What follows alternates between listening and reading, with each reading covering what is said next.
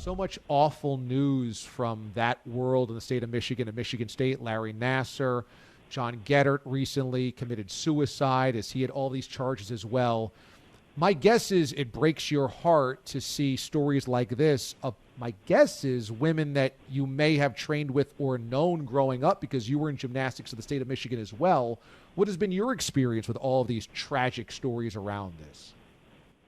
Yeah, so actually, John Geddert was my coach for 4 years during my high school gymnastics career. And Larry Nassar actually did work individually on me during that time. And I remember the first time they called me up and they're like, "Kari, can we talk to you about Dr. Larry?" And I was like, "Yeah, sure."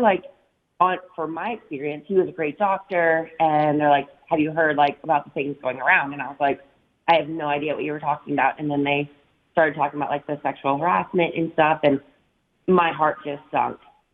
And then in the back of my mind, I was like, I'm just so thankful. My mom was there with me every time that I went to see Dr. Larry, but then you hear about these crazy stories of even in front of parents, Dr. Larry was doing things. And I remember being at the gym and in the back room, the doors were closed and Dr. Larry was working on somebody, but you figured it was because the music in the gym was loud, so the doors were closed, and it was at John Geddert's gym. And so I don't like I said, my heart sinks just thinking about it and knowing that these girls that I was training with at the time were going through such hard times and going through this. And now, everything coming out, it's so sad. It's so terrible. And I don't know, I've recently connected with, some of my old teammates just because, we feel the same thing together. So it's nice, talking to them and just kind of getting it out. But it's sad, and everything about it is just mind-blowing. John Geddert recently was found dead. He committed suicide as he had multiple charges against him for sexual abuse and physical abuse, much like Larry Nassar. He was your coach for 4 years. I didn't realize this. Your experience with John Geddert was fine?